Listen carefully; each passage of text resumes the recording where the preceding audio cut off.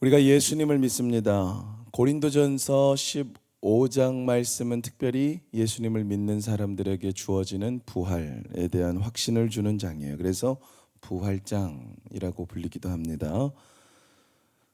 오늘 읽은 본문 앞의 내용은 계속해서 부활에 대한 이야기를 하고 있던 사도 바울의 가르침을 볼 수가 있어요. 부활에 대해서 굉장히 많이 얘기하고 있죠. 30절이 넘게 이야기를 하고 있습니다. 그 이유는 무엇이냐면 고린도 교회, 고린도서니까요. 고린도 교회 안에 부활에 대하여 확신을 갖지 못하는 정도가 아니라 다른 사람들에게도 부활이 없다라고 자꾸 주장을 하고 가르치는 사람들이 있었기 때문이에요. 그런 사람들은 어떤 사람들이었냐? 예수님은 믿습니다. 십자가도 믿습니다. 교회도 열심히 다녀요. 봉사도 많이 하고요. 헌금도 드리는데 죽은 다음에는 부활은 없다라고 말하는 사람들이 있었다라는 것입니다. 사랑하는 여러분, 예수님은 부활하셨는데 예수님을 믿는 성도는 부활할 수 없다. 예수님은 죽음을 이기셨는데 예수님께 속해 있는 우리는 죽음을 이길 수가 없다. 이런 게 논리적으로 맞지 않습니다. 다시 말해서 예수님은 믿는데 부활을 믿지 못하는 성도들이 있다면 그 사람은 복음을 믿은 것이 아니에요. 그건 복음이 아니죠. 왜냐하면 부활이 없으면 복음은 좋은 소식입니다. 죽게 된 자에게 생명이 있음을 전해주는 소식이 복음인데요. 죽음 이후에 새 생명, 부활의 새 생명이 없다면 복음일 수가 없게 된다라는 것을 기억하시기 바랍니다. 그래서 사도 바울은 오늘 본문에서 부활이 없다면 예수님을 믿는다라고 말하는 게 헛것이 된다. 부활이 없으면 예배드림이 헛것이 되고 기도드림이 헛것이 되고 헌신도 헛것이 된다. 그러니까 바울이 묻는 거예요. 부활이 없으면 왜 그렇게 신앙생활을 하고 있느냐? 부활이 없다면 왜 그렇게 세상에서 위협을 당하면서 예수를 믿고 있느냐? 부활이 없으면 나는 왜 매일 죽는 것이냐? 부활이 없으면 나는 왜 깨어서 이 예수 그리스도의 의를 따라 살려고 하는 것이냐? 반대로 말하자면 사도 바울은 이렇게 주장하는 거예요. 부활이 반드시 있기 때문에 나는 예수를 믿는 것이다. 부활이 있기 때문에 나는 이 고난을 견디는 것이다.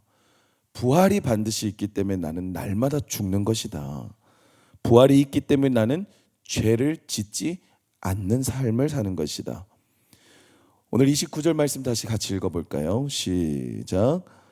만일 죽은 자들이 도무지 다시 살아나지 못하면 죽은 자들을 위하여 세례를 받는 자들이 무엇을 하겠느냐?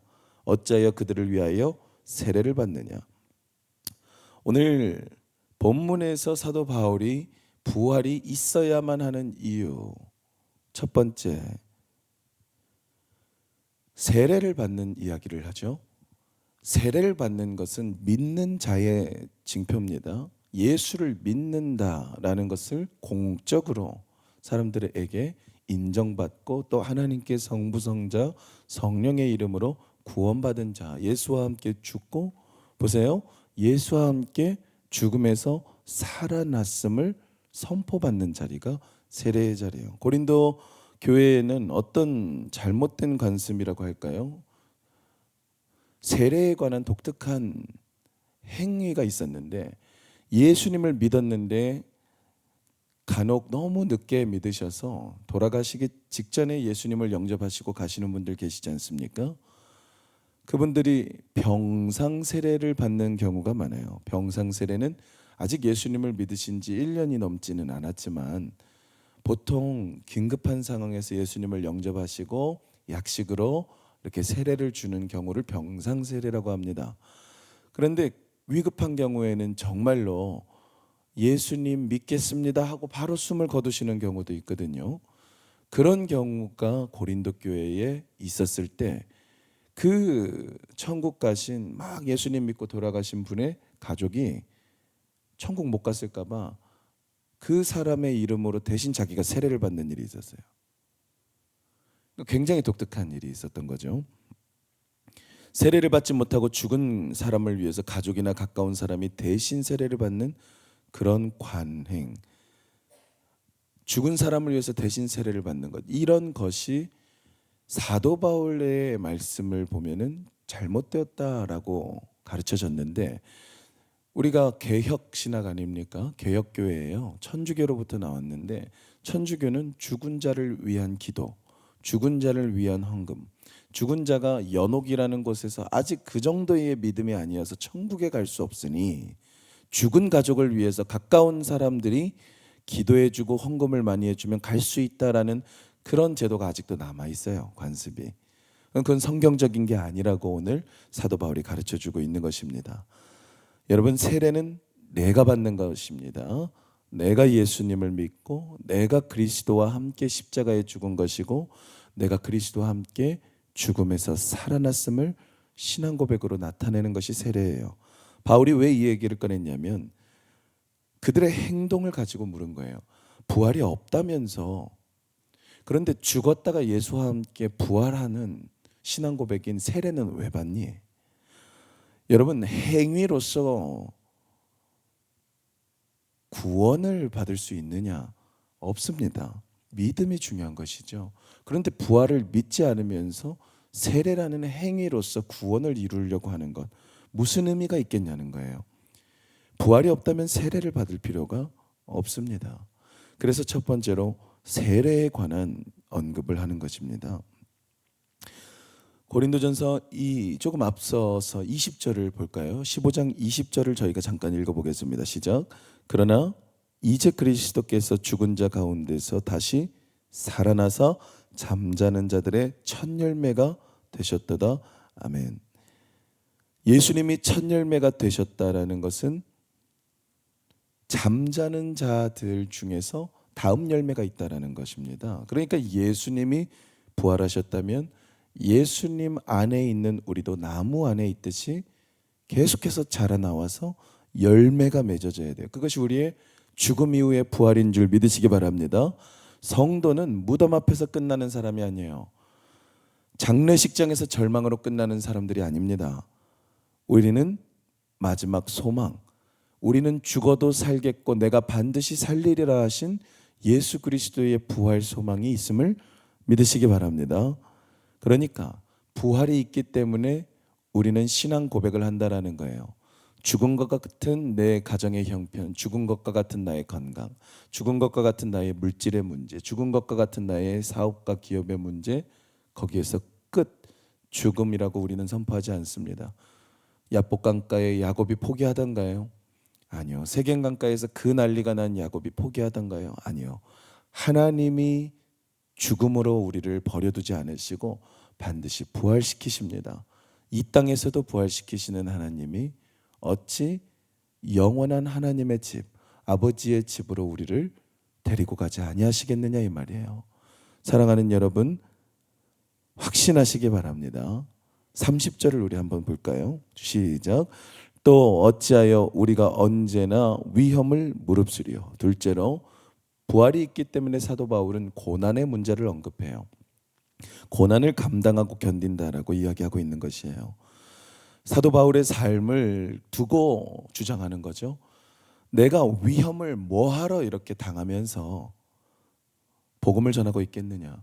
죽으면 끝이라면 내가 목숨을 건사하기 위해서 조심히 다녀야 되겠지. 이 땅에서 내가 조금이라도 더 가정을 꾸리고 예쁜 아내를 만나고 자식들을 잘 길러서 나의 이름을 더 높이려고 하겠지. 왜 복음 때문에 내가 고난을 받고 있겠느냐. 내가 왜 매맞느냐, 내가 왜 감옥 가느냐, 죽음의 위협을 당하면서까지 복음을 왜 전하겠느냐. 사랑하는 여러분, 바울은 제일 편하게 살 수 있었던 사람이죠. 배운 것도 제일 많았죠. 미국 시민권 마냥 로마 시민권을 갖고 있었죠. 얼마든지 자기 인생을 살 수 있는 부가 자기 가문에 있었습니다. 그 모든 것을 다 내려놓고 복음을 위해 살았어요. 예수님 전하기 위해서 인생을 바쳤어요. 왜 그래요? 부활이 있기 때문입니다. 소망이 없으면 고난을 절대 못 견뎌요. 내가 이것만 버티면 이것을 내가 얻을 수 있다. 여러분, 소망이 있어야만 고난을 견딜 수 있습니다. 다시 말해서 부활이 없다면 우리의 예수 믿는 삶은 고난이 있을 때마다 믿음을 딱 빼놓고 살겠다라고 주장하는 것이에요. 여러분, 부활을 확신하면서 사는 것과 부활에 대해서 긴가민가하고 사는 것, 그리고 더 나아가서 부활에 대해서 인지하지 않고 사는 것은 엄청난 신앙의 차이를 가지고 옵니다. 히브리서 12장 2절에서는 예수님도 그 앞에 있는 기쁨을 위하여 십자가를 참으셨다 그래요. 무슨 기쁨일까요? 첫째로는 부활의 기쁨이요. 내가 하나님을 위하여 죽어도 하나님이 나를 다시 살리실 것이니까. 두 번째로 하나님 나라의 왕으로 세워주시는 기쁨이죠. 여러분, 그것은 뭐냐면 우리를 앞으로 살게 할 자기가 첫 걸음이 되고 첫 열매가 된다는 기쁨이에요. 내가 이렇게 헌신하고 희생하면 이 사람들이 다 살겠구나. 여러분, 그게 너무 기쁘셨다는 거예요. 그러니까 부활시켜 주실 것이 기뻤다라는 거예요. 부활의 소망이 분명해지면 삶이 달라집니다. 예배가 기쁨이 되고 기도가 기쁨이 되고 작은 섬김도 기쁨이 돼요. 왜요? 주님이 다 알아주시니까. 십자가에서 기뻐하시면서 그 십자가 죽음을 담당해 주시고 부활하셔서 우리를 영원히 왕노릇하게 해주시려고 저 하늘에 가서 준비해 주시고 계신 우리 예수님이 나를 그 앞에 세우시고 수고했다. 내 이름으로 행한 모든 일을 너에게 다 상을 예비했다 말씀해 주시는 날이 있죠. 여러분, 예수님 믿고 산 우리의 모든 삶은 주 안에서 헛되지 않습니다. 다 보상해 주시고 더 좋은 것으로 주시고 영광의 면류관으로 죽어도 살게 하시는 주님이 우리에게 복을 더하실 줄 믿으시기 바랍니다. 그래서 우리는 눈물 흘려도 다시 기도하는 거예요. 우리가 넘어져도 다시 일어나는 거예요. 사람들이 몰라줘도 주님께 충성하는 거예요. 왜냐하면 우리의 인생은 여기서 끝나는 게 아니라 영원히 다시 살아나서 하나님과 함께 영생복락 누릴 것을 소망하기 때문인 줄 믿습니다. 셋째로 31절을 읽어봅시다. 시작. 형제들아, 내가 그리스도 예수 우리 주 안에서 가진 바 너희에 대한 나의 자랑을 두고 단언하노니 나는 날마다 죽노라. 사도 바울은 부활이 있기 때문에 나는 날마다 죽는다라는 선언을 합니다. 자기 부인이죠. 나는 죽는 것. 여러분, 부활의 의미라는 게 죄가 온전히 해결된 자의 생명 아니겠습니까? 그러니까 이 땅에서 부활을 믿는 사람은 결이 다르다는 거예요. 그러니까 예수를 믿어도 부활을 마음에 새기고 사는 사람은 다르다는 거예요. 특별히 죽는다. 매일 죽는다. 갈라디아서 2장 20절도 그렇게 증거하죠. 내가 그리스도와 함께 십자가에 못 박혔나니 그런즉 이제 내가 사는 것이 아니요 내 안에 그리스도께서 사시는 것이라. 사는 주체가 달라요. 이미 내가 지금 육체 속에 예수의 생명이 나를 살린 상태이기 때문에 내 영이 살아있는 상태이기 때문에 육은 죽을지라도 살아있는 예수의 생명이 나를 살아있게 하는 거죠. 그러니까 이 새벽에 우리도 육적으로는 온전히, 자아로는 온전히 죽는 고백이 있어야 하는 것입니다. 오늘도 나는 죽고 영원히 내가 살아가야 할 삶, 예수님의 생명으로 영원히 살아가야 할 천국에서의 삶을 살 수 있도록 하나님, 내가 오늘도 예수님처럼 살게 하옵소서. 기도해야 할 줄로 믿습니다. 내 성질은 죽고 주님의 온유하심이 살아나게 하시고, 내 교만은 죽고 주님의 겸손이 살아나게 하시고, 내 원망은 죽고 주님이 감사드리셨던, 주님은 감사하셨어요. 언제나 축사하실 때마다, 기도하실 때마다 두 손을 들고 하나님 아버지께 감사하셨다 그랬어요. 왜 그렇습니까? 여기가 끝이 아니기 때문입니다. 오늘이 끝이 아니기 때문이에요. 내 문제가 끝이 아니기 때문이에요. 반드시 하나님은 피할 길을 여시고 감당케 하시는 줄 믿으시기 바랍니다. 기도로 하늘문을 여시는 여러분 되시기를 주님의 이름으로 축원합니다. 마지막으로 32절 읽어보겠습니다. 시작. 내가 사람의 방법으로 에베소에서 맹수와 더불어 싸웠다면 내게 무슨 유익이 있으리요?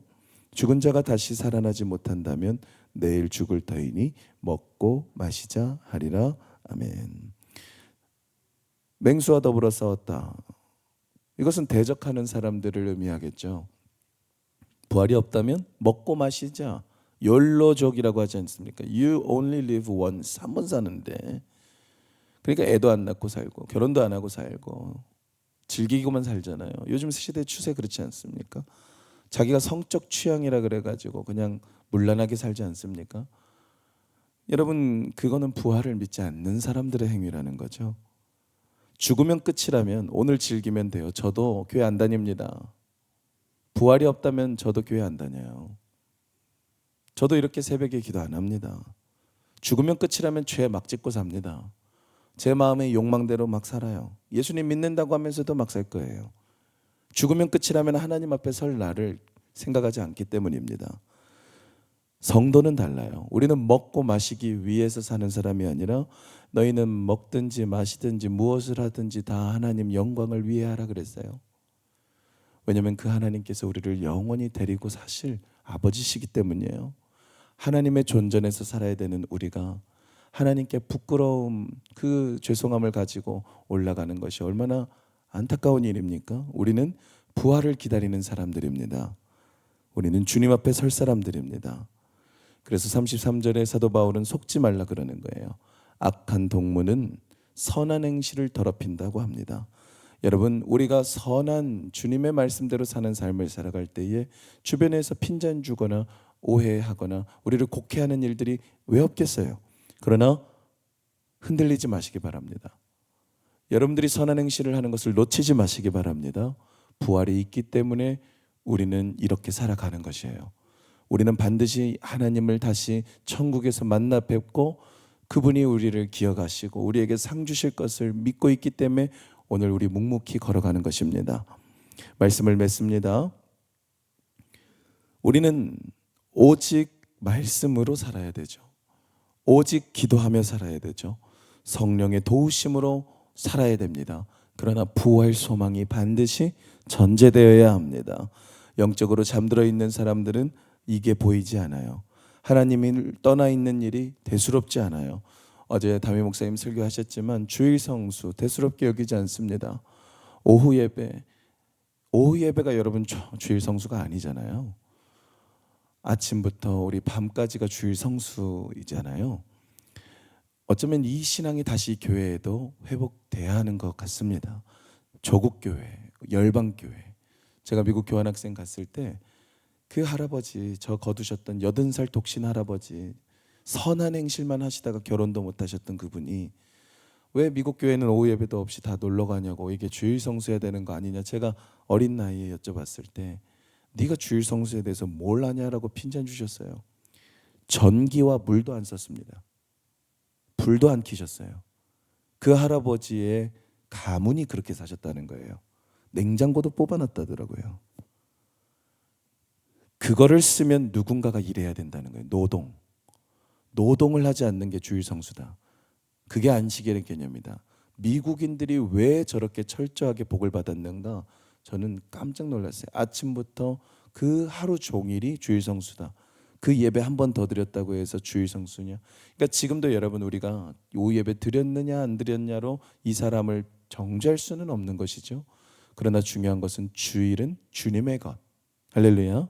이러한 관점에서 온전한 11조도 온전한 주님의 것. 그리고 한 가지가 더 있었죠. 뭐였어요? 이렇게 말씀 묵상하는 것. 우리가 매일 새벽에 모이고 예배 때마다 모이는 것은 이 말씀에 대한 사모함이죠. 내가 이 말씀을 알아야 가르치니까요. 전화로 자녀들과 대화하시더라도, 친구분들, 이웃분들과 대화하시더라도 말씀이 있는 날은 달라요. 아멘. 말씀을 내가 붙들고 있는 날은 나가는 말이 다릅니다. 그렇게 우리가 채우고 하나님 영광을 위해 살면, 사랑하는 여러분, 우리의 삶은, 우리의 믿음은 헛되지 않을 줄 믿습니다. 부활이 있기에 우리는 살아갑니다. 부활이 있기에 우리는 견디는 거예요. 부활이 있기에 오늘은 우리는 죽고, 부활이 있기 때문에 오늘 우리는 다시 일어나고, 우리는 하나님 앞에 거룩하게 살아갑니다. 그래서 오늘 하루도 부활의 소망으로 사시기 바랍니다. 고난 앞에 물러서지 마시고, 자존심에 붙들려 계지 마시고, 먹고 마시는 세상에 끌려다니지 마시고, 악한 동무들에게 속지 마시고, 깨어 오직 말씀을 행하시고 기도하시며 나는 죽고 그리스도로 사셔서 주님 다시 오실 때에 칭찬받는 주의 착하고 충성된 종들 다 되시기를 주님의 이름으로 축원합니다. 기도하겠습니다.